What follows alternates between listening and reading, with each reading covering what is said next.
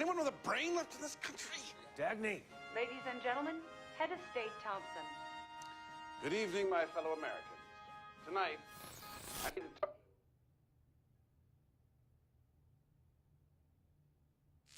Ladies and gentlemen, Mr. Thompson will not speak to you tonight. His time is up. For years, you've asked, who is John Galt? You've asked that question in despair and resignation as factories closed, goods became scarce, jobs disappeared. Your lives are becoming more difficult as the life force of your world is draining away. You have asked that question without expecting an answer. I'm here to answer it. This is John Galt speaking. Mr. Thompson won't tell you the truth about the crisis in your world. I will.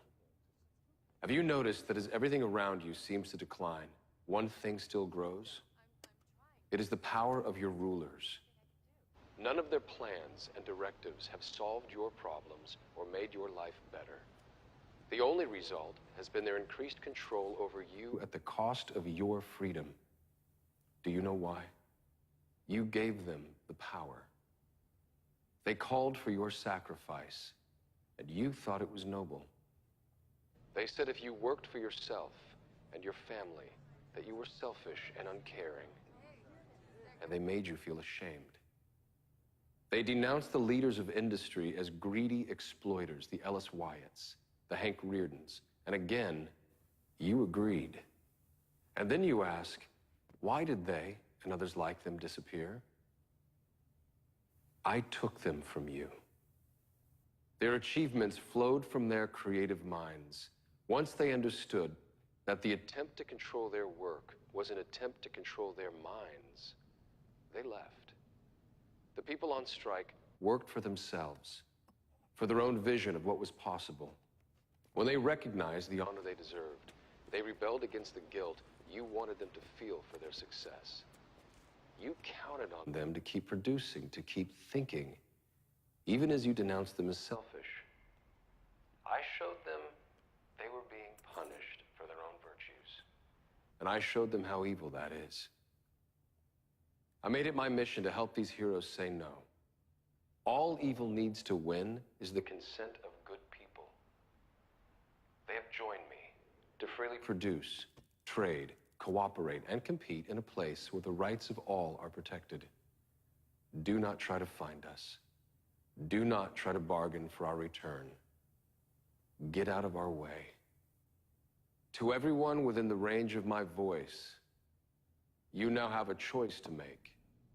If you decide to support the notion of sacrifice enforced by the state, your game is up. Your world is in a downward spiral, and you will ride it down to destruction.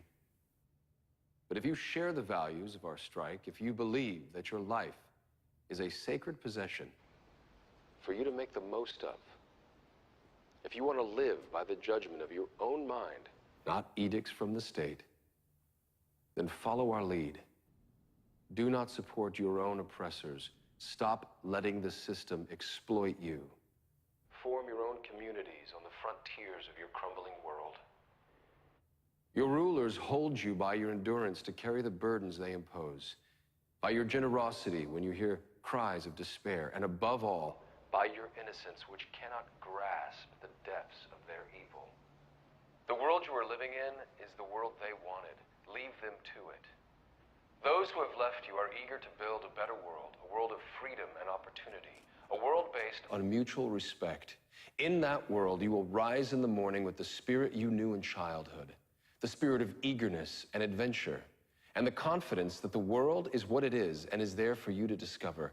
In that world, you will not receive alms, nor pity, nor forgiveness of sins, but honor, respect, and justice. Don't let the fire go out spark by irreplaceable spark in confusion and despair. Be sure of your path. The world you desire can be won. It exists. It is real. It is possible. It is yours. Come on, let's